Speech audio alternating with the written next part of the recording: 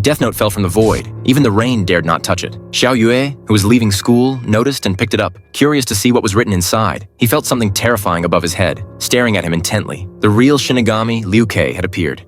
Xiao Yue was very frightened in his heart. Was the price of using the notebook to put his own life on the line? The Shinigami laughed loudly. However, the Shinigami said that Xiao Yue, who had picked up the notebook, had already become his new master. Only those who had touched the death note could see his true form. Xiao Yue heard the Shinigami tell him that he lived on human lifespans. As long as someone died prematurely, he could absorb the rest of their lifespan. So he deliberately threw the death note into the human world. Only those who picked up this notebook could see them. Then he could stay by the host's side and feed on the lifespans of those he killed. Xiao Yue was not the first person to pick up the death note, but he was the only one who was not nervous or afraid. On the contrary, he seemed very excited about everything that was happening before his eyes. Xiao Yue wanted a world without evil. The things that the police and the courts couldn't do, now it was just right for him to do. Xiao Yue began to search for criminals. He wrote down those who were guilty but had not been punished in the notebook. In no time, there were many bizarre deaths around the world, and the identities of those who died were all criminals who had committed crimes. The police took this matter very seriously, but they did not know what Xiao Yue looked like or his identity.